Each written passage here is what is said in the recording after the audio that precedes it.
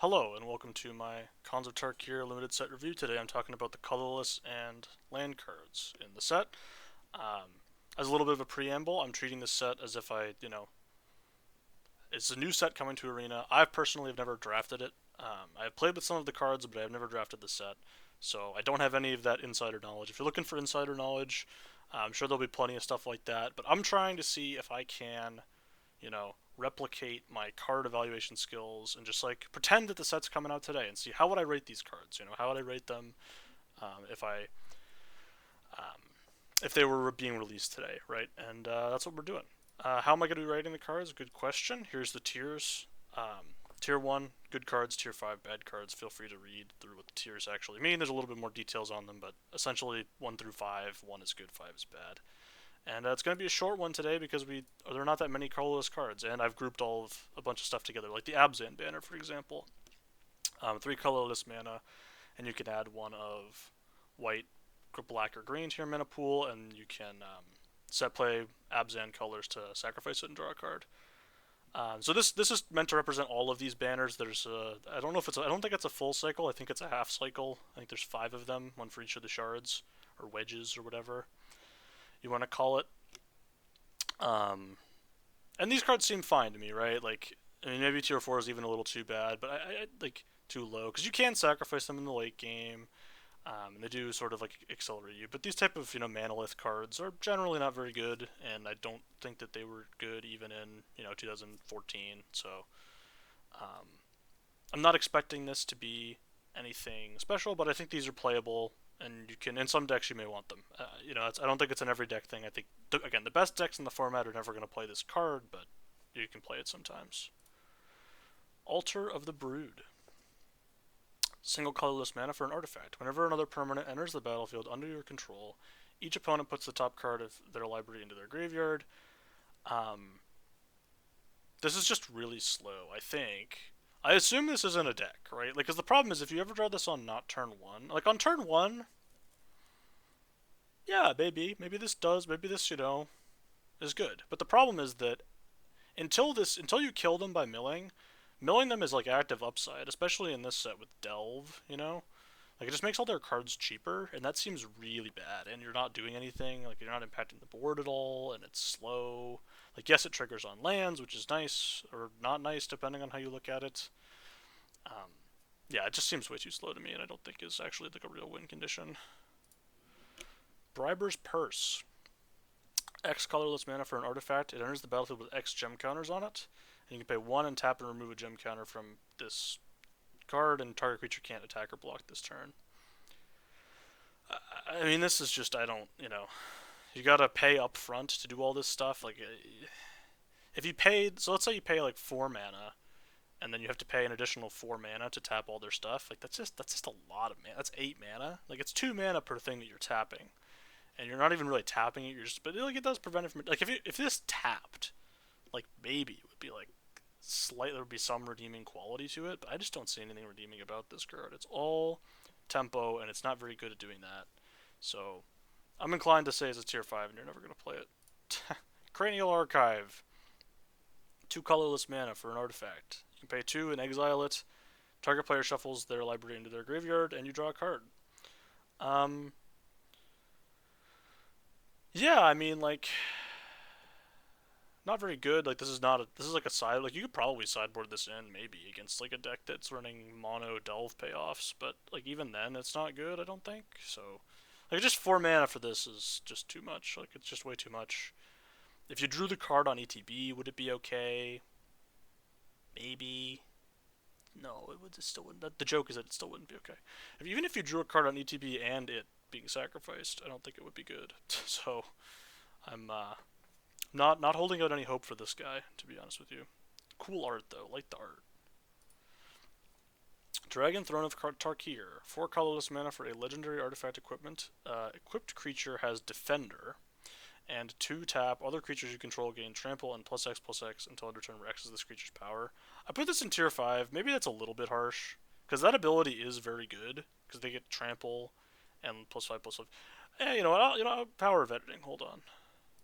I still don't think it's very good. I've decided I'm gonna move it up to tier 4, but I still don't think it's very good.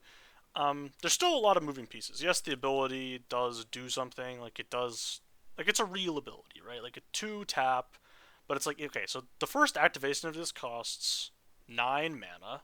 So yes, you can pay for it over the course of many turns and whatever, but and you need to have a bunch of. Yeah, I should probably just put this back to tier 5. I don't know. It's just really expensive, but I was like thinking, I was like, this format's slower. It's not, you're not dying immediately. You can play a 4 mana, don't do anything. It doesn't actually give the creature any stats. But again, the trick is like a real overrun type thing, right? Like it's a real yeah, I know. I'm putting this back into tier 5. Ghost Fireblade.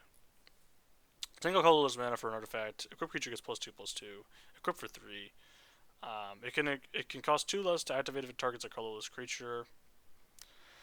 There just aren't that many colorless creatures in the set, and all of them aren't very good. So you're basically going to be paying 3.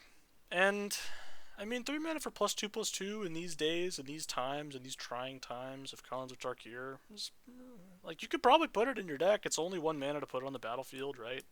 +2/+2 is meaningful. It's a meaningful stat upgrade. It's just,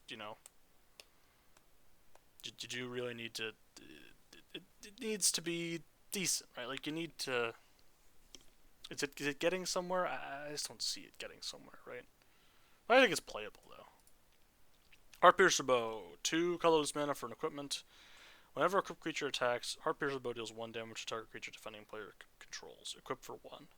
So this is one of those cards that, for whatever reason, I feel like I heard that this was like a thing you could do at some point in history. I don't know if it was in this set or like M20 or something. Like maybe I'm just like completely misremembering. It does seem like kind of interesting because dealing one, like, it basically is like, hey opponent, you don't get to play any 1 toughness creatures ever again for the entire rest of the game. So, and it makes all their blocks worse. So I'm putting it in tier 4 for that reason. But still, I have concerns about it being equipment that doesn't give you any stats. Like I just have a lot of concern that this concerns me, right? That's just that doesn't spark joy. So I'm leaving it in tier 4. But I have a little.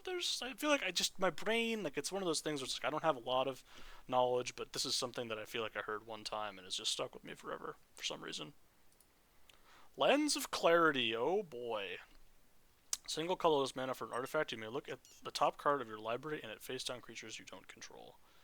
So this card's obviously terrible, but when I was like 13 or whatever, I used to think this card was like a playable card back when I was in my more naive days.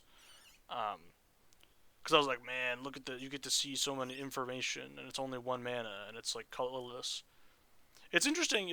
This is the card that exemplifies most for me. Like, the colorless cards are inherently good bias that, like, I had, and I think a lot of less experienced players have. Where it's like, oh, it's colorless, it can go in any deck, right? Or like, when I was younger, I was like, oh man, I can just put this in every single deck, and it's going to be like do the same thing every time. And it turns out that's not like actually a thing that really has any merit when the card isn't very good. So yeah, Ugin's Nexus. 5 colorless mana for a legendary artifact. If a player begins an extra turn, that player skips that turn instead. If it would be put into a graveyard from the battlefield, instead exile it and take an extra turn. So, if you have a way to sacrifice artifacts, this is great. The unfortunate news is there aren't very many ways to do that.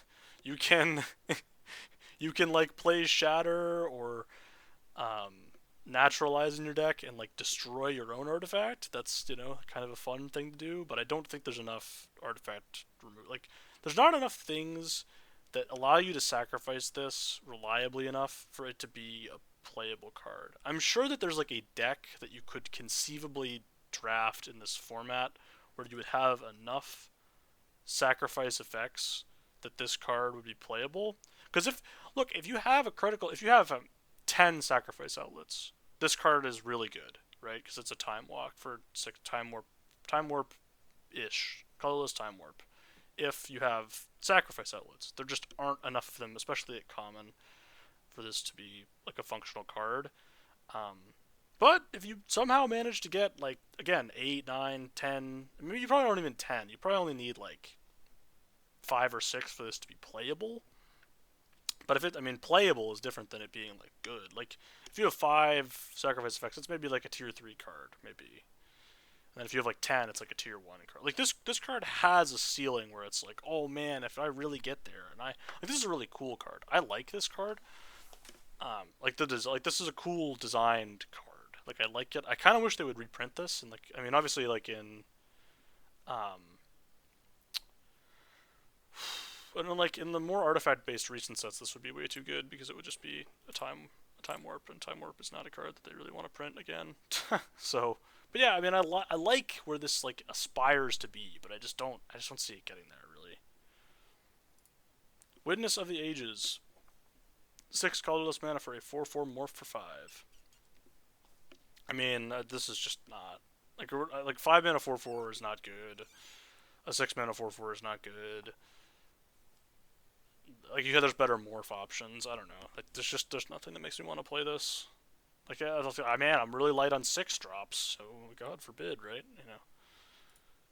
Okay, so now we're gonna get into the cycle of blood. There's the full, I believe it's a full cycle again of these lands, the gain lands.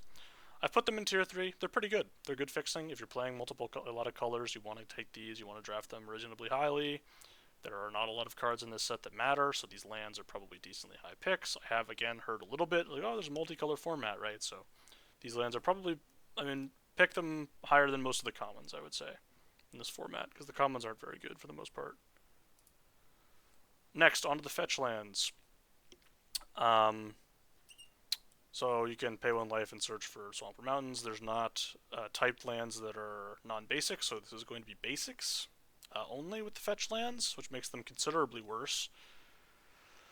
And basically just makes them dual lands. In limited, they're not very good. If you have a heavy delve deck, they are higher priority, but you know, I don't think basically you want the fetch lands. They're good. They're good cards. I may even put them in tier 2 just because like they go in any deck that has even like one of these two. Like if you're playing a black fetch, specifically a Sultai fetch, you're always going to play it even if you only have one of the 2 colors, I think.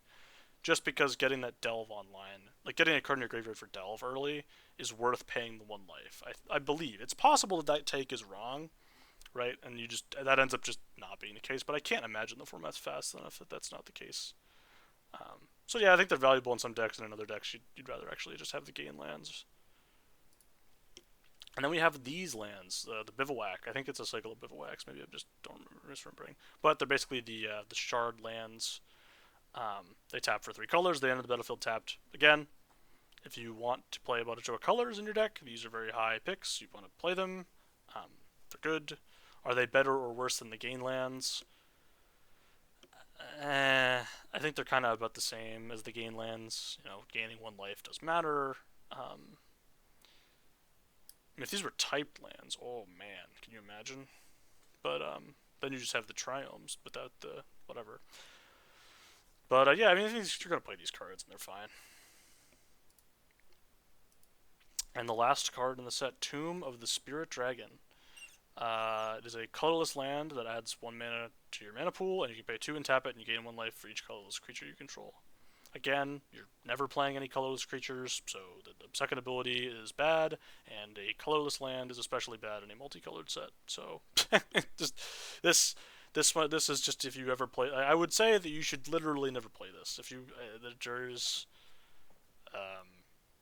it's hard to think of a deck that would even want this. Like I don't think you want to play there's no you wouldn't even play this on a monocolor deck. It just doesn't do anything. Yeah.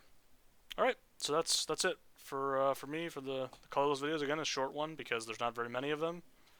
But yeah, feel free to check out the other parts of the set review, and when Khans of Tarkir comes out on Arena, go check that out as well because it's going to be interesting. It'll be interesting to see the dynamics of an old set. You know, we had Shadows Remastered, but that's a little different. They tweaked it a little bit. They took a lot of the bad cards out. We're going to see a true old school. No changes, I believe, unless I'm like completely mistaken and I've just done this wrong and I'm like stupid. I like didn't read all the stuff and I did a bunch of work for no reason. We're just gonna hope that didn't happen. Because I'll look really stupid if that happened. But that's where the hope we're gonna not look stupid. Surely I'm not gonna look stupid. That has never happened before. Copium. All right. See you next time.